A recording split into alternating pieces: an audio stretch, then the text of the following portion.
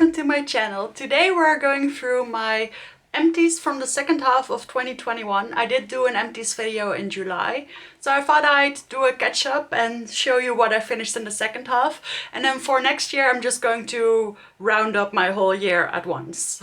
I'm just going to get right through it. I have a couple of skincare things, I'll do those at the end, but I have mostly makeup empties here. I want to start with my glasses because I feel like I have the most of those. I definitely go through glasses the fastest of anything. I think in the last update I finished like 4 and I have 1, 2, 3, 4, 5, 5.5 again this time. So yeah, that's definitely the thing I finish up the quickest. So the first gloss I have is this Dior. This was a beautiful, yeah, I'm not going to get any product out of this anymore, but maybe you can see it at the bottom. It was this beautiful pinky glittery shade that would have matched perfectly with this look, by the way, with some blue reflect in it. It was just a little bit gritty, therefore I finished it really quickly, but it was very pretty at the time I used it. It had a slight vanilla-y scent. This was in the shade 92. So yeah, finished up one of those. Then all my other... oh no, wait. I have one from Clarins.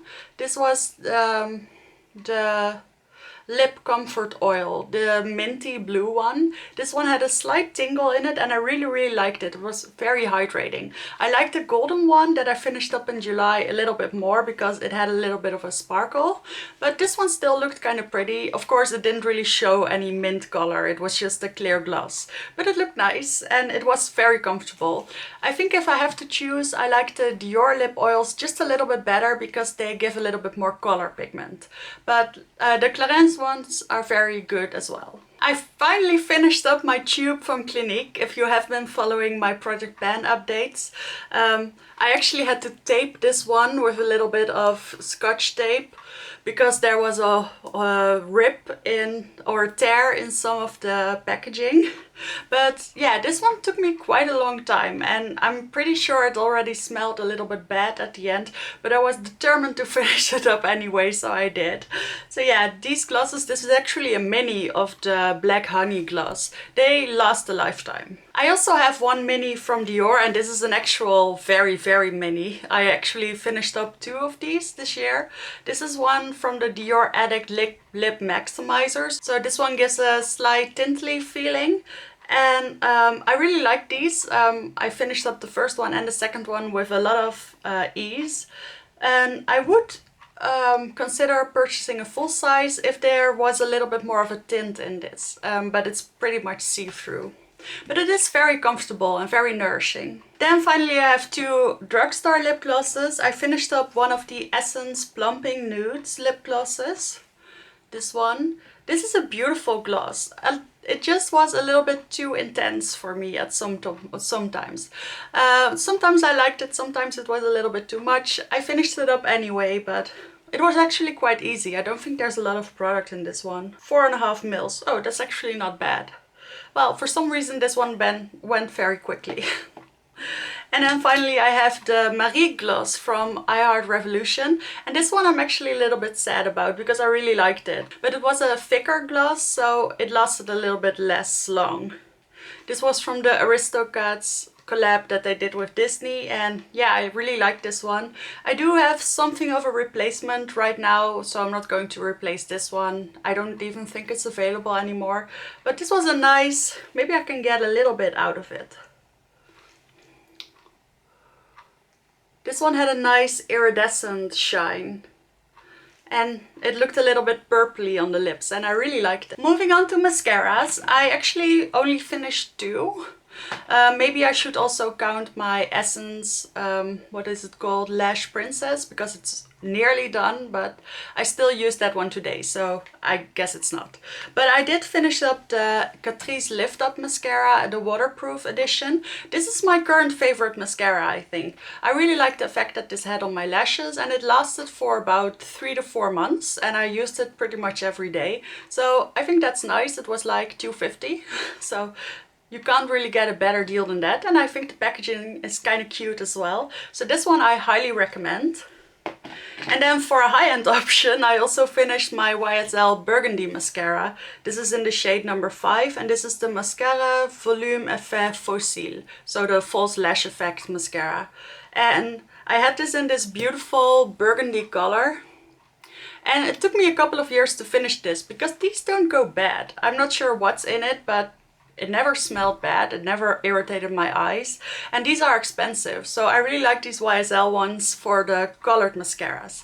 And for my black mascara I usually go drugstore. For my brows I finished up one of the Goof proof pencils from Benefit. This actually took me a long time. This was in my project pen, I think, but I already used it for like 2 years before it entered the project. And I really like this pencil. It's a little bit of a thicker stick, but it's also a little bit more of a waxy product, so I liked it. It was a little bit dark for me. I think I had the shade 3.5, yeah, but it worked. It was just because of the stick being a little bit thicker and the formula being so waxy, and then also the color being a little bit dark, it got intense really fast. But I did really like this product. It worked well. I finished one setting spray. This was from EMPTIES, which is a Dutch drugstore brand. It's the makeup fixing spray, long lasting, and I really like this. I think it works pretty much the best of any spray I ever used. This one actually made your makeup last a lot longer without feeling tacky or tight is the word. So yeah, I really like this spray. It was only like €4 or something. I would definitely recommend this one. Then one thing I'm really proud of and also really sad about is this Guerlain Meteorites pressed powder. I think this was a limited edition sometime. I purchased this when I was in London 3.5 years ago. As you can see, it's completely empty. This was a pretty white powder, so it worked perfectly for brightening underneath my eyes. I need an actual white powder for it to brighten because I'm so fair. So yeah, I'm using the Essence one right now, but it's not nearly as good as this one. I wish they still made it. I am actually in the market for something that looks like this, so if you know anything then please let me know. And I'll go through them very easily, I'm sure. But I'll pay anything. I only have one foundation empty for the second half of the year. I think I had 3 in my first half of the year. I think I just tried too many different foundations to actually finish more up. So this one wasn't my project pen. It's the Born This Way foundation by Too Faced. I had it in the shade Snow. This was a little bit too pinky on me, I discovered. And for the first half of the year, I didn't really love it. I put it in a project because it was my oldest foundation. And then at some point I started liking it. I think I paired it with the right primers and therefore it performed a lot better. Or maybe, I don't know, my skin got a little bit more oily. I don't know what it is, but it looked a lot less dry on me all of a sudden. And I started really liking this and then it was gone. I don't think I'm going to repurchase this though. It's not that it was dead life altering or anything. It was fine and now it's gone. Then I finished up 2 primers these are my last makeup items. I finished up the Meteorites base from Guerlain. I'm not sure about this primer. I like it. And it is a little bit more gripping and a little bit more hydrating and a little bit more illuminating, which is all very good. But it's not anything really special in any of those categories. I have Guerlain primers or a Guerlain primer that performs better for illuminating. I have one that grips better. I have another high-end primer that blurs a lot more. So yeah, this is a little bit of everything and it's fine. But I would prefer to choose any of those others that really target one area. Of course it looks amazing with these little balls at the bottom, but don't get distracted by that. It's just an okay primer. One that I did really love, and I discovered this year that I really love this category of primers, is the Lancome La Bass. This is the Perfecting Makeup Primer with a smoothing effect, which is oil-free. And this one lasted me quite a while for being such a small bottle. The current blurred primer I'm using is the YSL one, which I love equally as much, I think. But this one was really good as well. The thing with these things is that maybe they're a little bit more drying. I don't know, I didn't really notice that, but they're definitely not very hydrating, but they do smooth out your skin so well that any type of foundation, no matter how thick, lays on top of it perfectly. So that's what I really love these for, and I always have one of these in my collection, I'm sure. Or the YSL one. So those were all of my makeup empties, and I did have a couple of skincare empties. I'm not sure how relevant these are for you because, well, they're all drugstore brands that are primarily sold in the Netherlands.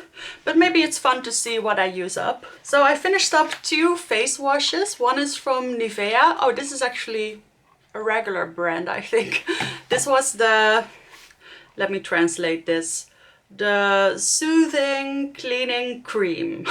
Yeah, I think I translated it that way.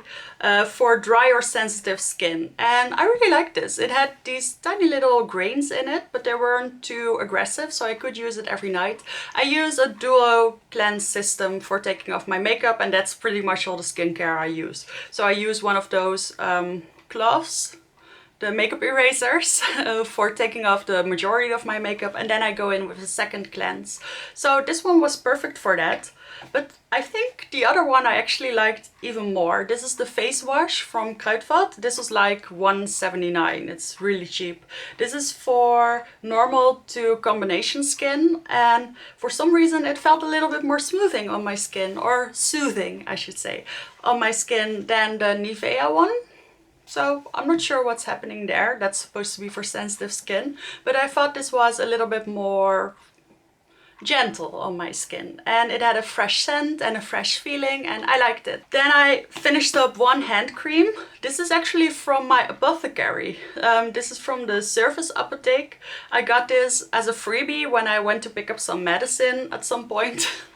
And yeah, I finished up a whole tube of this, and it's 75 mils and it didn't even take me that long. So this really shows me that I use a lot of hand cream, and I know that. I mean, every winter I do have these dry patches on my hand and gets very red, and I don't know, this kind of stuff helps prevent that. This is not my favorite hand cream, but it was fine.